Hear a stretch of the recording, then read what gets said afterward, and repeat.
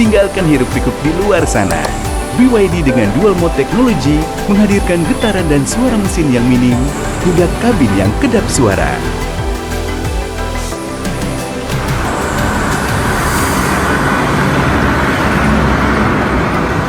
Senyapnya menenangkan, menjaga kedamaian hingga sampai di tujuan. Feel less, feel more. Pemirsa, kondisi di Selat Hormuz masih tegang. Sejumlah kapal berlabuh dan menunggu izin Iran untuk melintasi jalur strategis tersebut. Rekaman yang dipublikasikan oleh kantor berita Fars Iran menunjukkan kondisi terkini di Selat Hormuz. Antrean kapal terjadi di jalur air strategis ini. Kapal-kapal menunggu izin Iran untuk melintas. Hingga kini, Iran dan Oman terus berunding untuk memastikan jalur aman bagi kapal lintasi Hormuz. Selat Hormuz sendiri tetap berada di bawah wilayah kekuasaan Iran. Sementara Amerika Serikat memblokade pelabuhan-pelabuhan Iran. Pemirsa, Anda menyaksikan Breaking News bersama saya, Anita Dewi. Serangan drone hantam fasilitas minyak Abbaik Saudi Aramco. Houthi ini menyatakan bertanggung jawab atas serangan ini.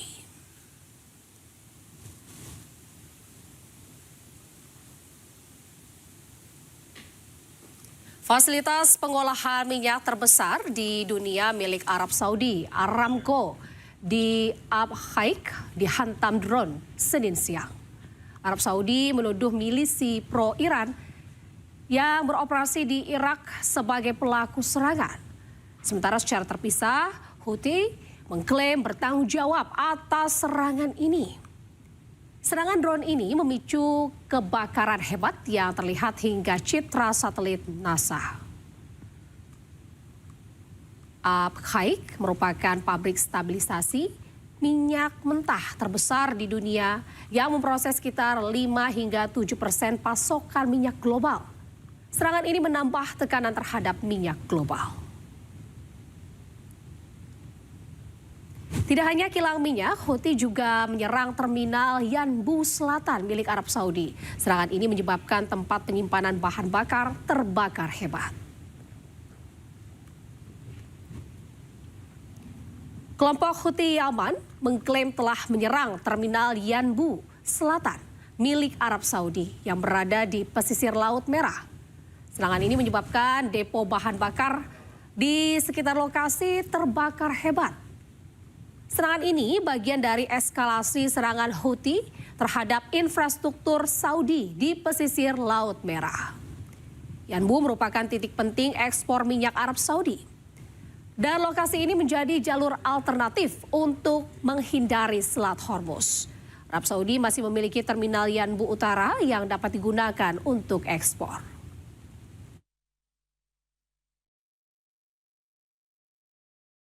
Pemirsa, di tengah jeda serangan, Iran ini terus perkuat militernya. Kali ini mereka mengembangkan drone Karar bersayap rudal Majid untuk hadapi MQ-9 Reaper AS. Iran terus mengembangkan armada militernya. Drone jet Karar kini dilengkapi dengan rudal Inceraptor Majid.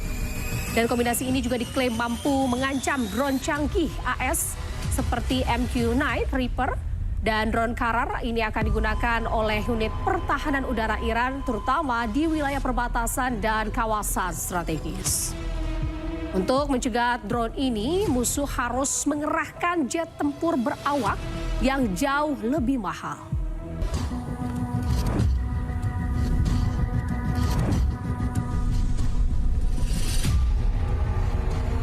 Pemirsa, Iran kembali menyerang ke kapal induk AS dan pangkalan militer AS di kawasan Teluk. Sejumlah video serangan rudal Iran ini terekam kamera warga sekitar.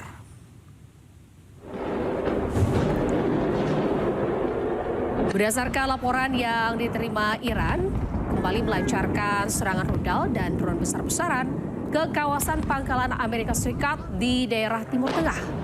Akibat serangan ini dilaporkan sebanyak 200 orang meninggal dunia, termasuk tentara dan personel yang ada di pangkalan. Iran menyerang pangkalan AS di kawasan Kuwait dan Yordania.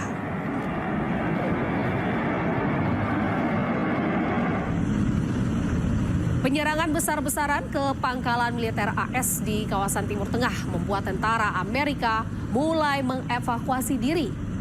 Pasukan Amerika Serikat diam-diam mengevakuasi diri dari pangkalan mereka saat tengah malam.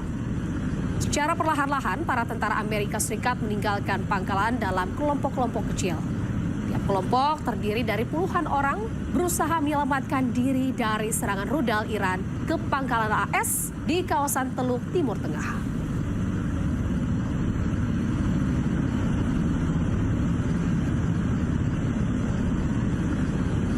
Pemirsa, Amerika Serikat dan Iran ini saling menahan serangan. Kedua negara ini atur strategi dan bersiap negosiasi untuk akhir perang.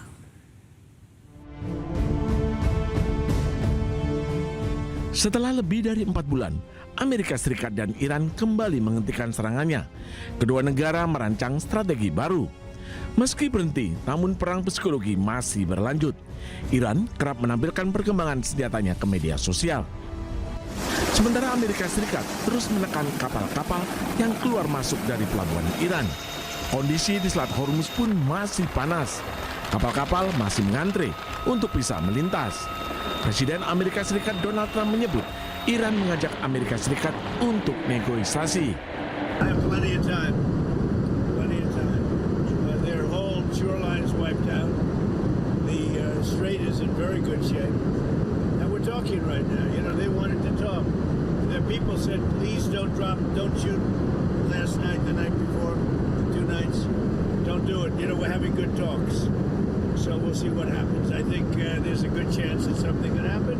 And if it does, good. If it doesn't, we go back to doing what we were doing 2 days ago. Meski kedua negara hentikan sementara serangan, namun konflik meluas. Kelompok Houthi di Yaman terus menyerang sejumlah fasilitas milik Arab Saudi. Houthi beralasan serangan adalah balasan atas serangan Arab Saudi ke bandara mereka di Yaman. Tak hanya itu, Iran juga menuduh Ukraina menyerang kapal miliknya di Laut Kaspia. Sementara itu, pemirsa, Iran membantah negosiasi dengan Amerika Serikat. Iran juga menyebut saat ini Iran hanya bernegosiasi dengan Oman. مذاکره‌ای در حال حاضر با آمریکا نداریم. مذاکراتی که ما داریم و گاهن ممکن هست که تفسیرهای متفاوتی ازش بشه همون مذاکراتی است که با عمان داریم، متمرکز بر ایجاد تمهیدات لازم در رابطه با تنگه هرمز. در حال حاضر اون چیزی که وجود داره شما نمیتونید اسمش رو آتش بس بگذارید.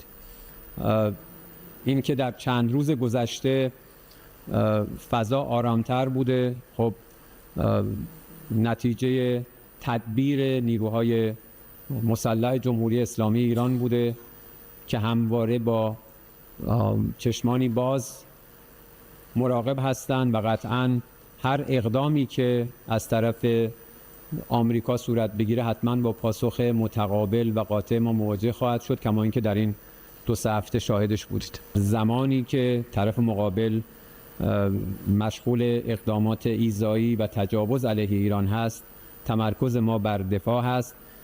این مواردی که گفته شده، بله میانجی ها ممکن هست پیام هایی رو از طرف آمریکایی به ما منتقل بکنن در مورد تحولات جاری در منطقه، ولی در حال حاضر ما هیچ مذاکره‌ای با طرف آمریکایی نداریم. Pemirsa, Perdana Menteri Israel Benjamin Netanyahu akan kembali bertemu dengan Presiden Amerika Serikat Donald Trump. Rencananya pertemuan ini akan digelar di Gedung Putih, Washington. Fallen concrete that's very dangerous. Perdana Menteri Israel Benjamin Netanyahu dijadwalkan bertemu Presiden Amerika Serikat Donald Trump. Pertemuan akan digelar di Gedung Putih, Washington hari ini waktu setempat. Rencananya pertemuan akan berfokus pada perkembangan perang dengan Iran, konflik Gaza hingga isu keamanan di Timur Tengah.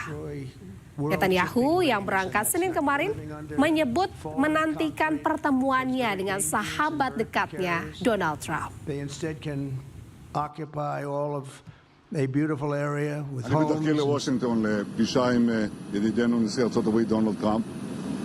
זו הפגישה השמינית שלי איתו מאז שהוא נבחר לנשיא בקדנציה השנייה שלו.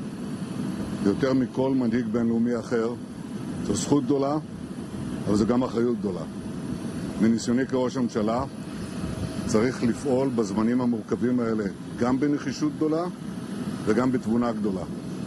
אנחנו נדון בכל הנושאים שעל הפרק, בראשם איראן, וכמובן שהמטרה שלנו היא לשמור על ביטחוננו וגם להרחיב את מעגל השלום סביבנו. אני יוצא לשליחות הזאת עם מטרה אחת ברורה, להבטיח את ביטחונה, עוצמתה ועתידה של מדינת ישראל היקרה שלנו. ואני יוצא גם למטרה נוספת, לחלוק כבוד אחרון לידידנו, ידיד אמת שלי ושל מדינת ישראל, לינזי גרהם, מגדולי ידידיה של מדינת ישראל בכל הזמנים. ואני בטוח שבעניין הזה אני מייצג גם אתכם, אזרחי ישראל. Tinggalkan hiruk-pikuk di luar sana.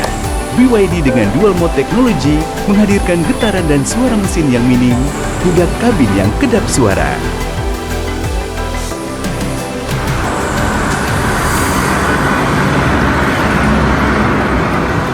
Senyapnya menenangkan, menjaga kedamaian hingga sampai di tujuan. Fearless, feel more.